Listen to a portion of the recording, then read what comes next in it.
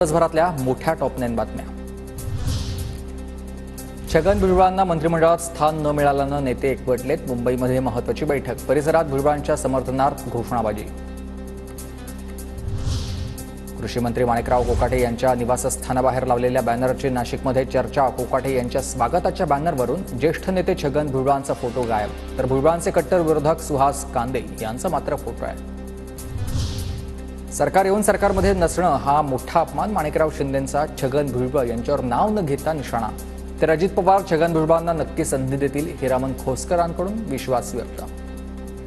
येतीला कदाचित सरकार येऊन त्या ठिकाणी हा सरकारमध्ये नसणं हा मोठा अपमान हा त्यांना द्यायचा होता, म्हणून कदाचित येवल्यामध्ये त्यांना विजय मिळाला।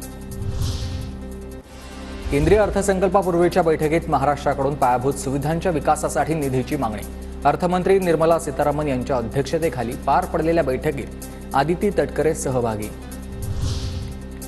गरीब मुलांनाही चांगलं शिक्षण देण्याचा प्रयत्न असेल, नवनिर्वाचित शालेय शिक्षण मंत्री दादा भुसेंची प्रतिक्रिया।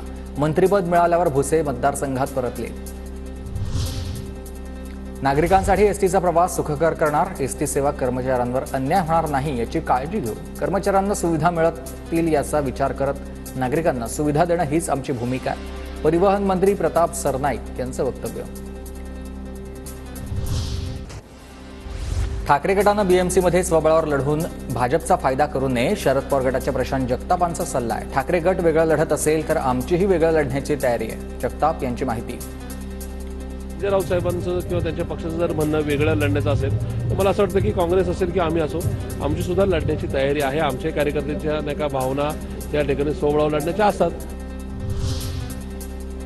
काँग्रेस पुढचा आठवडा आंबेडकर सन्मान सप्ताह म्हणून साजरा करणार आहे। 24 डिसेंबरला काँग्रेस बाबासाहेब आंबेडकर सन्मान पदयात्रा काढेल।